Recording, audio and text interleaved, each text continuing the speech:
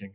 So the key is to create KPIs that are the 4 or 5 things that matter right now, that if we get those right, we know it will lead to the revenue growth, profitability, and return on capital targets that we've set for ourselves. And that is an iterative process. It's not the same all the time. As you pointed out, your priorities as a company may change. One day it may be, let's add more auto dealers, to our network. You might for a quarter be focused on, let's think about upsells in terms of, as far as our, average value per customer, let's make sure we're really focused on upsells. The key drivers may, you may want to emphasize this data point or that data point, depending on kind of what's happening in your business today, which is why you got to look at the broad spectrum. But, that's what we do. It's an iterative process to make sure we understand, what do we care about the most right now? How do we measure it? And how do we make sure that we're setting goals around it so that everybody can rally around it and drive towards that outcome?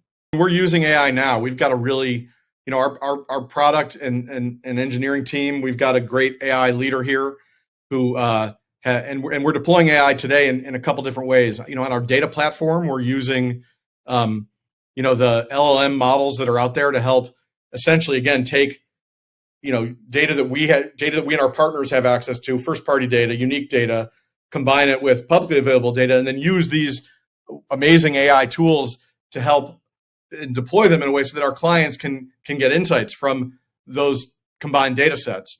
And those AI tools allow them to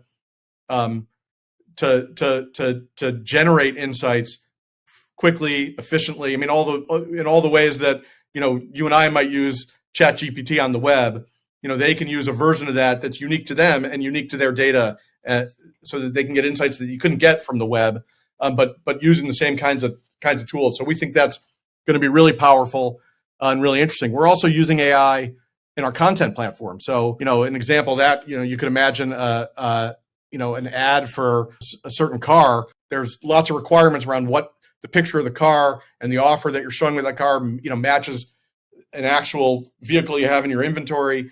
But the background to that, if it's the winter or it's it's an off-road vehicle, you can put a different background on it than if it's a sports car.